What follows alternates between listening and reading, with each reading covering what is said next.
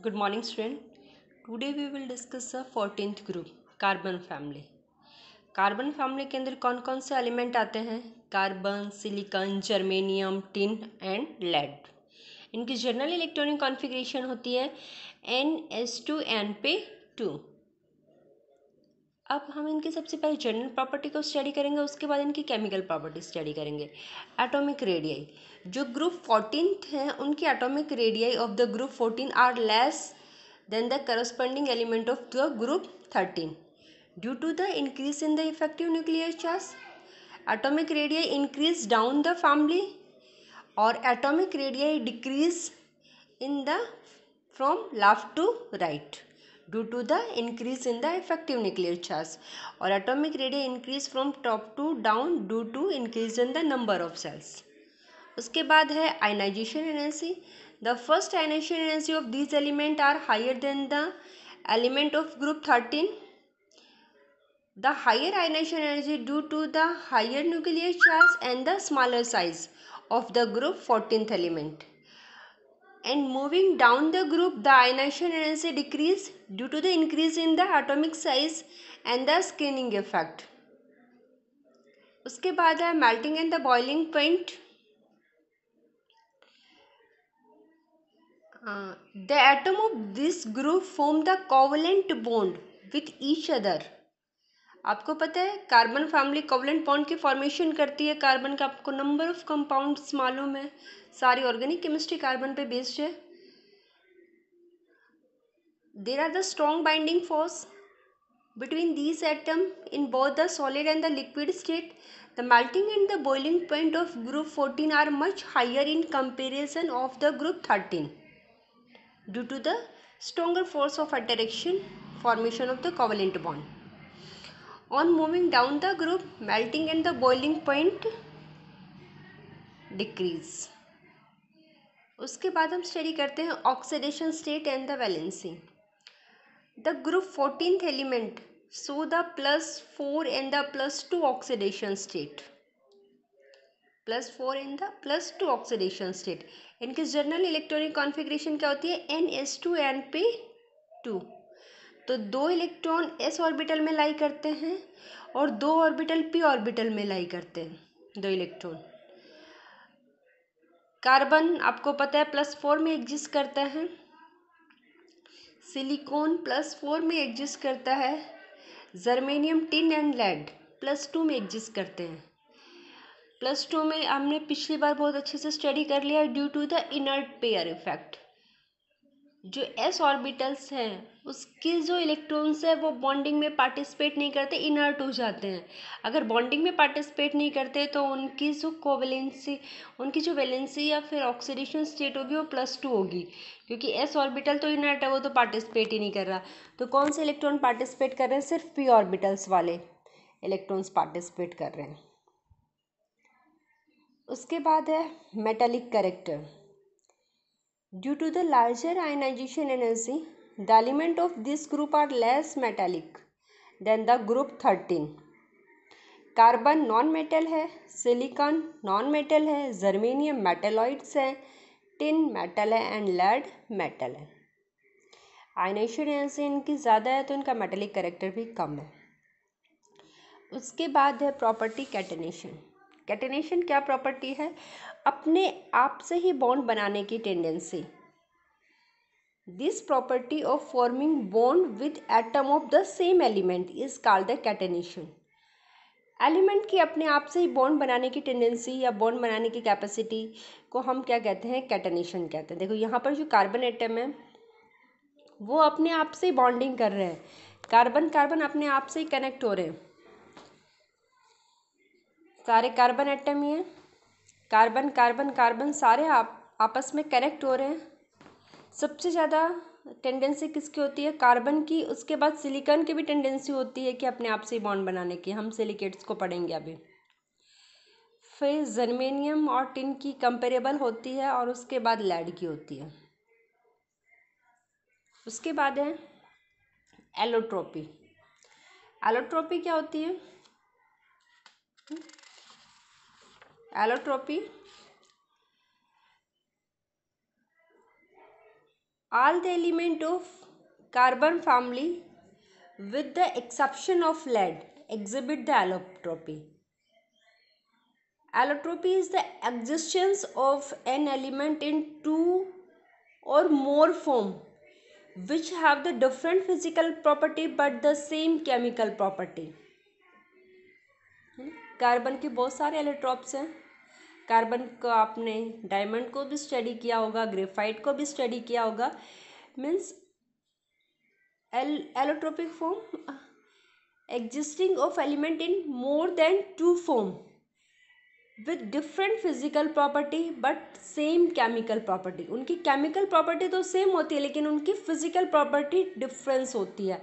जैसे आपको पता है ग्रेफाइट और डायमंड की अगर मैं बात करूँ तो फिजिकली बिल्कुल ही डिफरेंट है लेकिन केमिकली सेम है.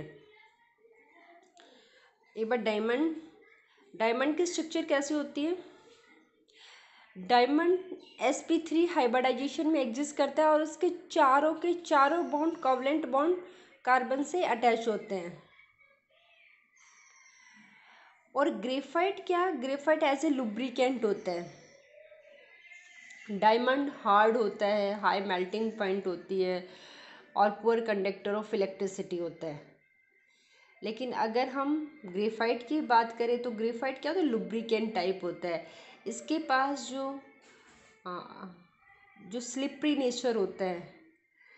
यहाँ पर कार्बन की हाइब्रिडाइजेशन sp3 हाइब्रिडाइजेशन है, एक भी इलेक्ट्रॉन्स वैकेंट नहीं है. लेकिन ग्रेफाइट की बात करें तो ग्रेफाइट की हाइब्रिडाइजेशन है sp2 हाइब्रिडाइजेशन. यहाँ पर एक इलेक्ट्रॉन फ्री है, मूवमेंट कर सकता है. वो फ्री इलेक्ट्रॉन्स की वजह से ही ग्रेफाइट कैसा होता है, गुड कंडक्टर ऑफ इलेक्ट्रिसिटी. और इसका नेचर भी कैसा होता है, लुब्रिकेंट, स्लिपरी. ठीक है, हम पेंसिल के अंदर भी ग्रेफाइट को यूज़ करते हैं क्योंकि ये स्लिपरी नेचर होता है. फिर कार्बन के बहुत सारे एलोट्रोपिक फॉर्म है. क्रिस्टलाइन फॉर्म में भी एग्जिस्ट करते हैं और अमरफस फॉर्म में भी एग्जिस्ट करते हैं. क्रिस्टलाइन फॉर्म के एग्जांपल हमारे पास क्या है, डायमंड, ग्रेफाइट. और अमरफस फॉर्म में coal, wood, charcoal, animal charcoal, coke, ये किसके एग्जाम्पल है, कार्बन की अमरफस की एग्जाम्पल है. और उसके बाद कार्बन की एक एलोट्रोप ऑफ भी आपने सुनी होगी, फुलरेंस.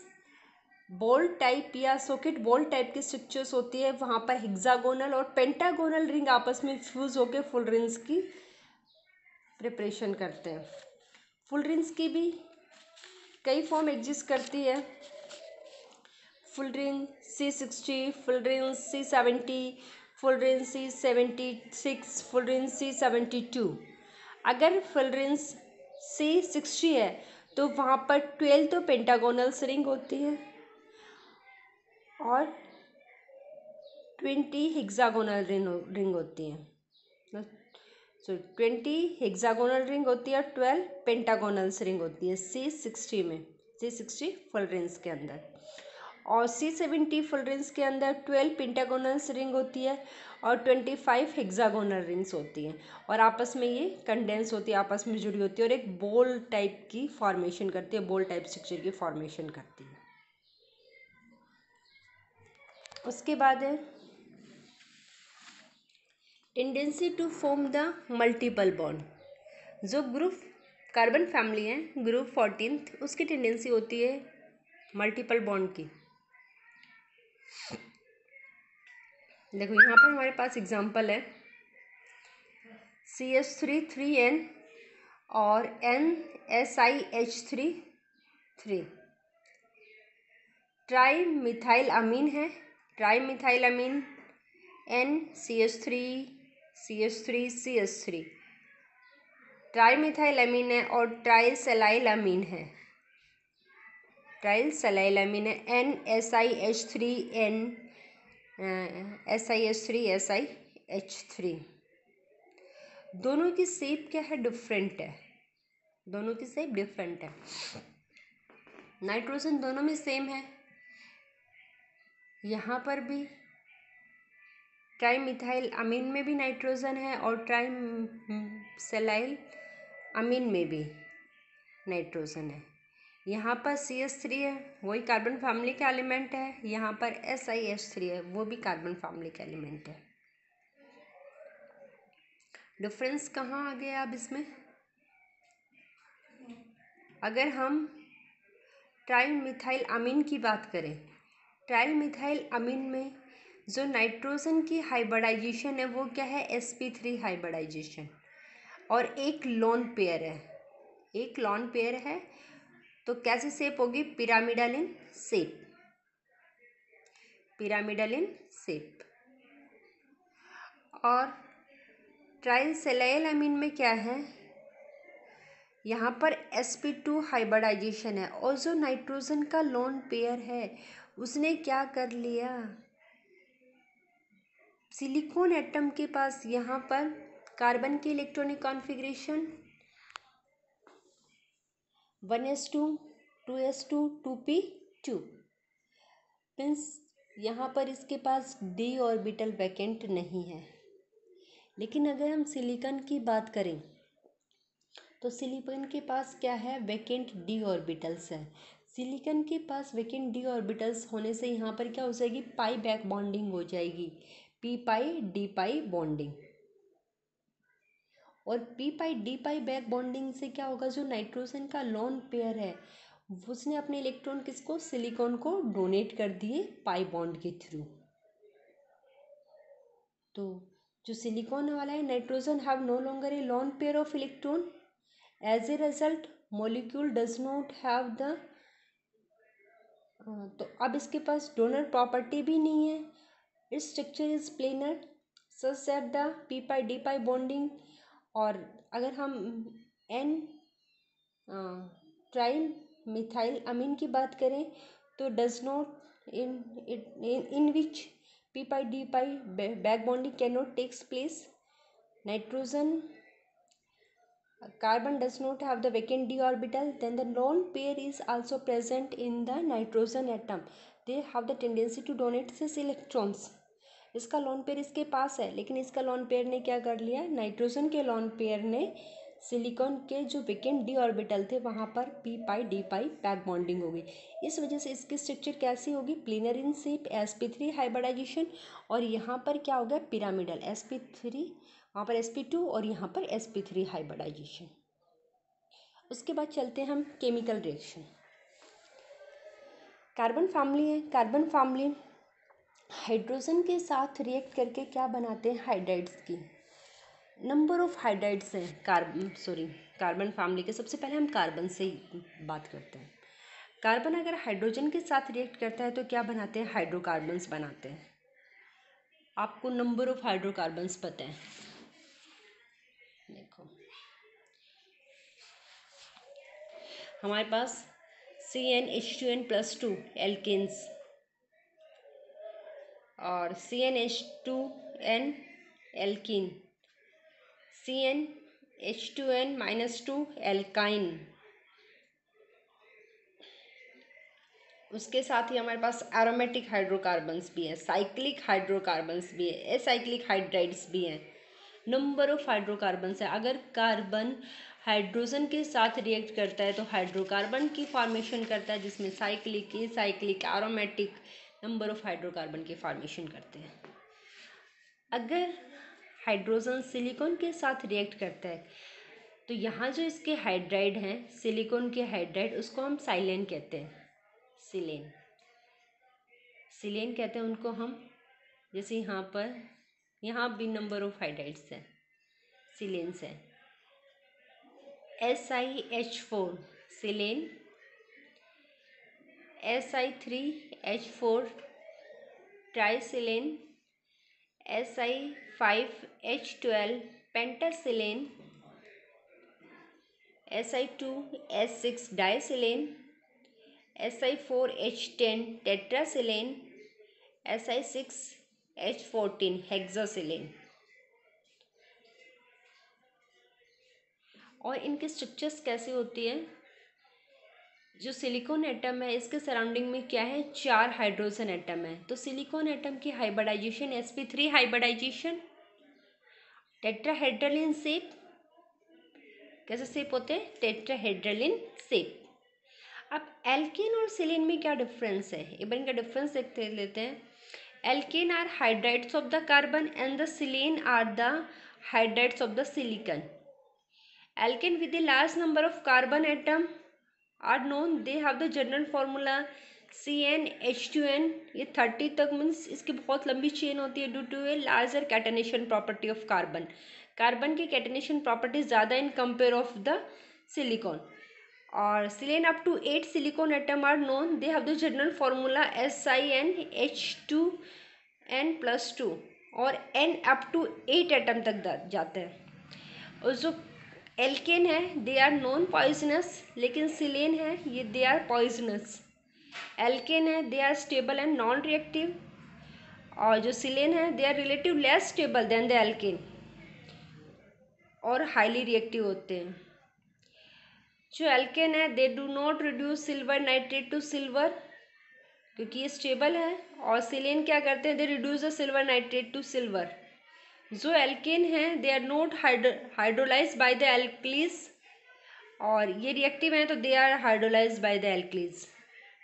उसके बाद एल्केन क्या, they do not react with the HCl, और जो सिलेन है they react with the HCl और फॉर्मिंग द सब्स्टिट्यूटेड प्रोडक्ट। तो इन दोनों का डिफरेंस, एल्केन और सिलेन में एल्केन स्टेबल होते हैं और कार्बन की कैटेनेशन प्रॉपर्टी ज़्यादा होने की वजह से इनकी जो चेन है वो भी बहुत लॉन्ग बनती है। सिलेन की इतनी लंबी चेन नहीं होती, और ये सिलेन ज़्यादा स्टेबल नहीं है, ज़्यादा रिएक्टिव है, तो इनकी जो रिएक्शन है वो भी ज़्यादा शो करते हैं। उसके बाद हमारे पास जर्मेनियम, टिन और लेड, ये भी अपने हाइड्राइड्स की फॉर्मेशन करते हैं। जर्मेनियम के हाइड्राइड्स, इनका जनरल फार्मूला है ZnH2n+2, और इनके जो हाइड्राइड्स होते हैं इनको हम कहते हैं जर्मेन्स। और इनके जैसे mono Germain, GeH4, डाइजर्मेन, Ge2H6, ट्राइजर्मेन, Ge3H8, ये इसके हाइड्राइड्स हैं। उसके साथ ही टिन के भी हाइड्राइड्स हमें ऑब्टेन्ड होते हैं, SnH4, SN2H6, इनके भी हाइड्राइड्स हमें मिलते हैं। लेड के भी एक हाइड्राइड हमें मिलता है, वन हाइड्राइड PbH4। लेड का जो हाइड्राइड है वेरी डिफ़िकल्ट टू प्रिपेयर है, क्योंकि इट इज़ वेरी अनस्टेबल, और लेड तो वो रेडियोएक्टिव एलिमेंट, और लेड ट्रेस अमाउंट में हमें ऑब्टेन्ड होता है, low concentration by the cathodic reduction. ठीक है, तो आज हमने कार्बन फॉर्मूले की जनरल प्रॉपर्टी स्टडी कर ली है और इनकी केमिकल प्रॉपर्टी अभी हमने स्टार्ट कर दी है।